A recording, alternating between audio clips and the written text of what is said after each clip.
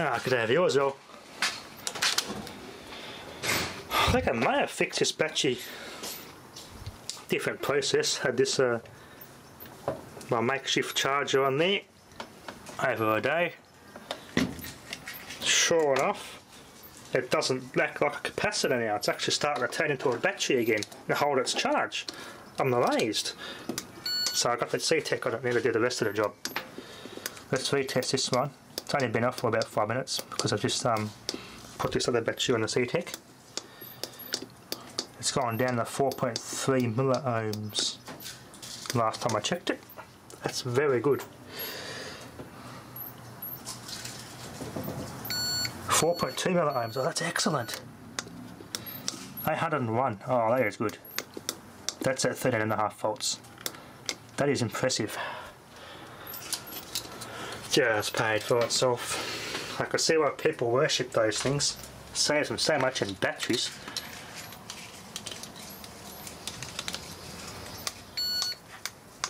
So the CTEK can revive a battery, but only if it has not dropped any cells. And in this battery's case, it don't want to hold charge. An ordinary charger, or even just something as simple as this, just rectified straight DC and leave it on for a day or two until the battery starts to hold that stored charge. It holds the charge, then try that. In this case, this is going to desulfate it and actually fix it, because this won't actually revive the battery if the battery just acts like a capacitor. This, however, took care of that. So don't throw away your old school charger if you have one of these. You come across batteries like this, like in this circumstance, put this on it and see if it actually starts to hold the charge. If it does, then put this on it. So old school meets new school. Keep the old chargers. 52.6, that's better than 2 ohms. That's better, that was over 2 ohms before. That's actually an impressive result. That's actually excellent actually. It's actually holding that 14.5 volts with this loading it up. That's a very good impressive result.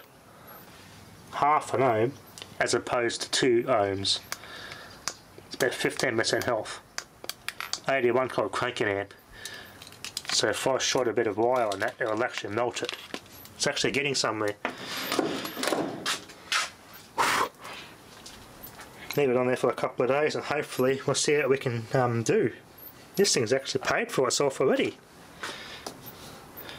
Korean batteries are bloody good batteries. I'll swear by this brand. I've got another AC Delco battery out in my Commodore. I doubt it's fixable because it was in the car when I bought my Commodore and the old man put a seat cover on it.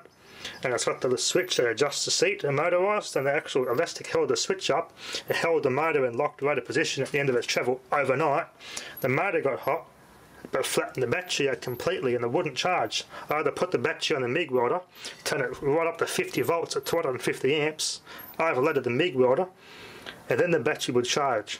And it went up to about 480 out of its 560 cold cranking amp original capacity, and that was near new. But now it's on the bloody generator, sitting there, been flat for about a year or two now, dead flat, like this one now. But we'll give it a check. I might get it one day and see how it goes. Just test it on that. It hasn't dropped. It hasn't acting like these two. These two are dropped cells, so I can't fix them. So it's worth a try. Once the batteries are actually over a certain amount, over 10 volts, it's going to save the power. It will save power. It's just when the batteries are flat, they'll pull a bit of power. But in the long run, sitting there maintaining the batteries in trickle charge, they're easily save you some money on power bills. So this doesn't really do that. These use less power trickle charging than these ones do. But this now I'm going to keep it as it is and just use it to get the batteries off the ground, so to speak. Let's test it again. I'm impressed. Should have bought one of these CTEKs years ago when I was at my old house. Anyway.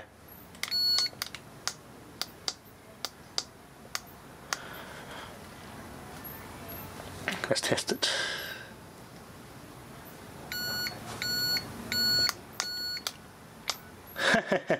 Yeah, give it time. Give it time.